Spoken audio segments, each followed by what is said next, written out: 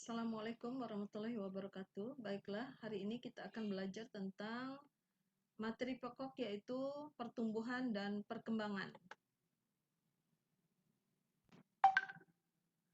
Materi pokok pertumbuhan dan perkembangan akan membahas terkait dengan pertumbuhan dan perkembangan pada tumbuhan, pertumbuhan dan perkembangan pada hewan serta manusia, merencanakan dan melaksanakan percobaan tentang faktor luar yang mempengaruhi pertumbuhan serta perkembangan pada tumbuhan. Kita bahas yang pertama yaitu pertumbuhan dan perkembangan pada tumbuhan. Jadi judul materi pokok kita yaitu pertumbuhan dan perkembangan. Subjudulnya adalah pertumbuhan dan perkembangan pada tumbuhan. Pengertian pertumbuhan dan perkembangan serta faktor-faktor yang mempengaruhi pertumbuhan dan perkembangan. Apa itu pertumbuhan? Pertumbuhan adalah proses bertambahnya ukuran, volume, massa, tinggi pada makhluk hidup yang bersifat irreversibel, artinya tidak kembali kepada keadaan semula. Misal, tanaman jagung yang sudah mulai bertambah tingginya, dia tidak akan memendek kembali, ya, kecuali dia mati. Nah, perkembangan adalah proses perubahan yang menyertai pertumbuhan menuju tingkat pematangan atau kedewasaan makhluk hidup. Ini contohnya pada bunga, ya, tumbuhan itu bisa berbunga. Nah, inilah contoh perkembangan. Jadi perkembangan tidak dapat diukur, bersifat kualitatif, pertumbuhan dapat diukur, bersifat kuantitatif. Nih, contoh perkembangan munculnya bunga. Pertumbuhan contohnya adalah bertambah tingginya batang tanaman. Grafik sigmoid pada pertumbuhan. Secara normatif, pertumbuhan berawal dari bertambahnya tinggi. Kemudian semakin bertambah tinggi tanaman dan akhirnya dia mati. Nah, ini yang fase long log itu adalah fase di mana dia mulai tumbuh, ya, mulai awal pertumbuhan sampai dia mulai terjadinya peningkatan pertumbuhan yang sangat signifikan. Barulah dia statis, ya, sampai dia akhirnya tumbuhan itu mati dengan sendirinya. Sama dengan manusia. Dia mulai masa old gold kalau manusia, ya. Kemudian dia bertambah pesat pertambahan tinggi badannya dan dia statis ketika dia sudah dewasa memasuki masa tua, tidak lagi bertambah tingginya dan sampai akhirnya dia mati. Setiap makhluk hidup pasti menemui kematian. Nah, ini dia. Kenapa grafiknya seperti ini? Ini adalah grafik yang umum terjadi pada proses pertumbuhan. Seperti huruf S, makanya disebut grafik sigmoid. Grafik sigmoid, pengukuran pertumbuhan dapat dinyatakan dalam bentuk grafik sigmoid. Nah, seperti ini. Jadi umumnya ini adalah pertumbuhan, grafik pertumbuhan rata-rata pada makhluk hidup, ya. Ini adalah parameter. Parameter itu mengukur tinggi, mengukur apalagi berat, semua yang bisa diukur dengan satuan itu namanya pertumbuhan. Nah, ini adalah waktu, usia. Baik, sekarang kita lihat jenis-jenis perkecambahan. Pertumbuhan dan perkembangan tumbuhan diawali dengan perkecambahan biji. Nah, ini khusus untuk pertumbuhan yang berawal dari biji, ya. Ada juga yang proses pertumbuhan dan perkembangan dari langsung batangnya, misalnya singkong. Nah, ini kita bicaranya khusus untuk pertumbuhan berbiji yang berawal dari biji. Nah, jadi proses perkecambahan adalah proses tumbuhnya biji menjadi tunas baru.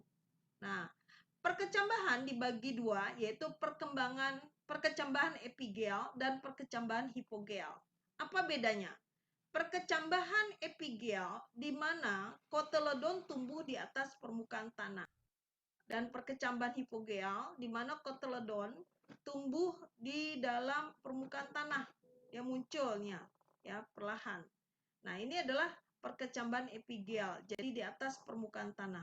Nah, hipogel barulah dia muncul si epikotilnya ke atas permukaan tanah. Hipo di dalam, epi di atas. Jadi ini sudah muncul, ya, kotyledon, biji yang sudah mulai membelah nih, kotyledon.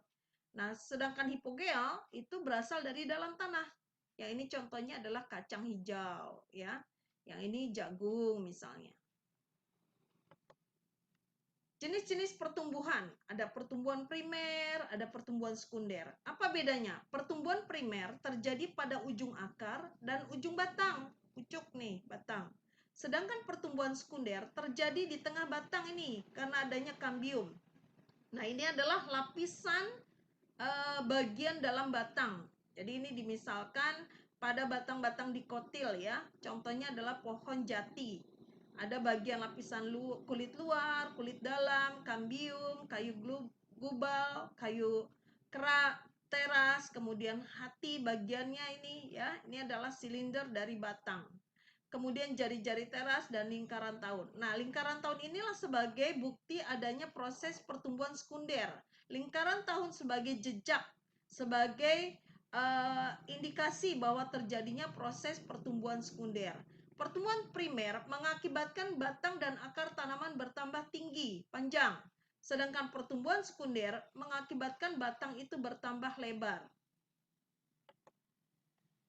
Faktor-faktor yang mempengaruhi pertumbuhan dan perkembangan pada tumbuhan.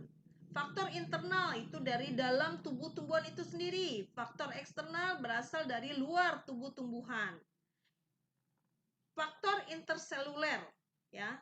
Ada intra, ada inter.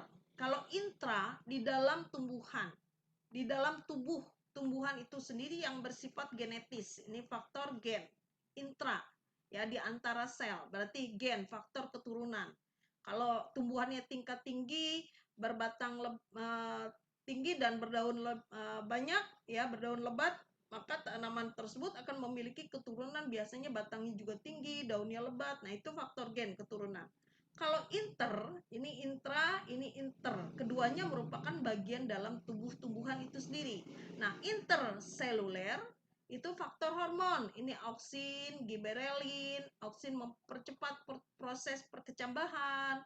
Giberelin, sitokinin, hormon etilen, asam absisat, asam tromalin, dan kalin. Ya, untuk menghemat waktu, silahkan kalian catat ini macam-macam hormonnya dan kalian cari fungsinya. Jadi sebagai tugas utama dari pertumbuhan perkembangan perdana adalah kalian mencari fungsi dari hormon auksin, giberelin, sitokinin, hormon etilen, asam absisat, asam tromalin, dan kalin.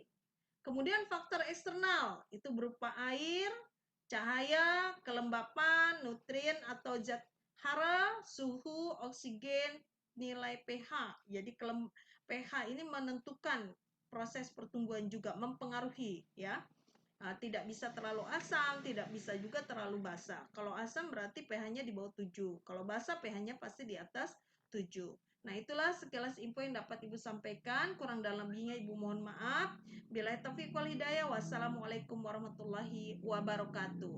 Dan tak lupa Ibu mengucapkan terima kasih atas sumber yang Ibu peroleh dari PT Intan Pariwara beserta narasumbernya ya.